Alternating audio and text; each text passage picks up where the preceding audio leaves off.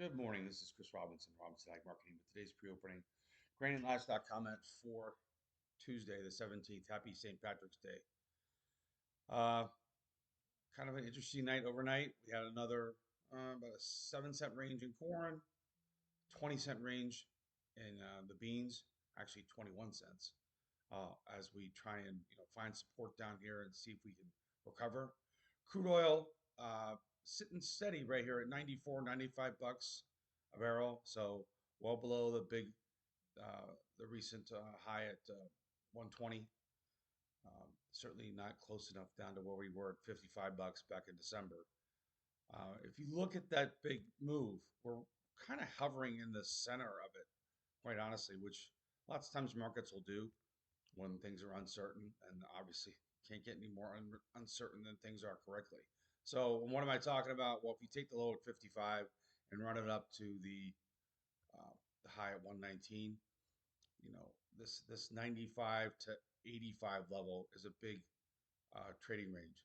So I would expect to see us whip around through that while we figure out what's going to happen next in Iran. That's the big thing. What's the next shoe to drop? Um, Wheat in Chicago down 3 cents.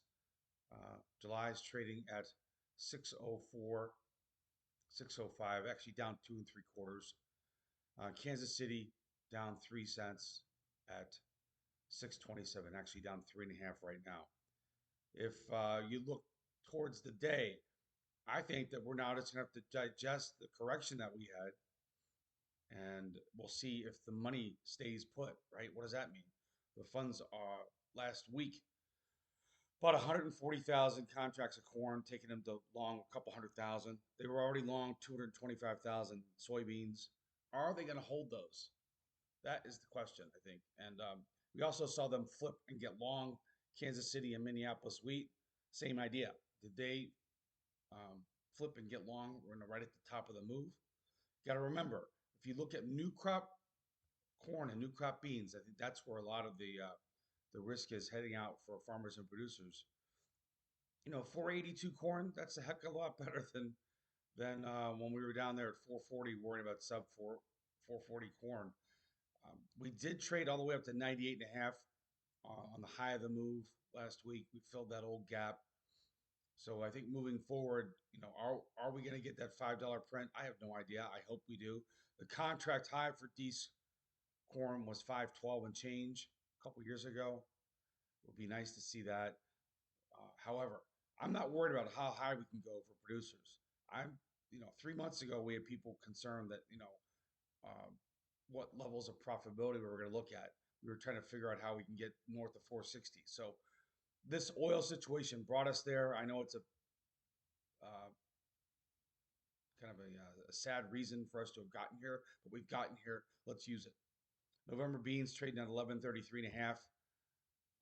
If you look at the letter that I wrote last night, the correction that we had um, on yesterday's low and even overnight low was pretty much halfway back.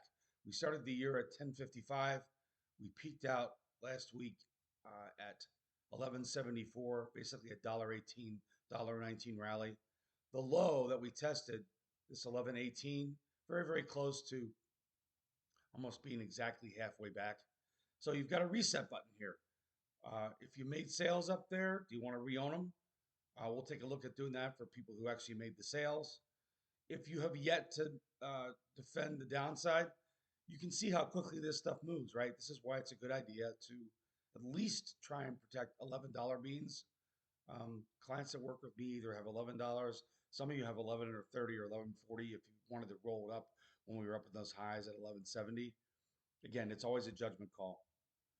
And moving on to the protein complex, a pretty good recovery yesterday, especially in the deferred months and feeders. August feeders were up almost $6 yesterday.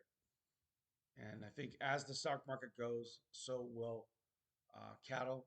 Right now, overnight, stock market was the S&P's up about 20 points. The Dow's hanging in there, up about 200, trading at 47. So it's not that far from the recent all-time high, which is just over 50,000. And I think there's a lot of stuff going on with cattle. We all know about it. I don't need to uh, go down that long, long list. But a good recovery after Um, Pretty much, almost a textbook technical correction after the last rally we had. We pulled back anywhere from 25 to 40%. We found a little bit of support. We'll see where we are at the end of the week.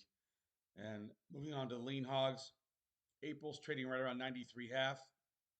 That market's well supplied. My only concern there would be if there's any spreading coming out of there. The managed money is pretty long, the entire protein complex. So that's a risk as well. If these guys ever get a burr in their saddle, they would they might liquidate and pressure the protein complex. So that's it for this St. Patrick's Day morning. This is Chris Robinson, Robinson Ag Marketing, 312-638-8868. Remember, we're trying to make the best cash sales that we can. The hedges are there as substitutes so that we can capture revenue, but also keep the upside open. That's what the puts are for. And if you make a sale, but you're convinced that we're going to have $16 beans and $6 corn because you're just that much of a bull, absolutely positively. After you make a sale, if you make a sale into a dollar rally, or if you make a sale into a 50-cent rally, and you're concerned that oh no, it's going to go another dollar or another 50 cents, buy yourself a cheap call after the sale. You stay in the game, but more importantly, you make a good cash sale. All right, guys, take care.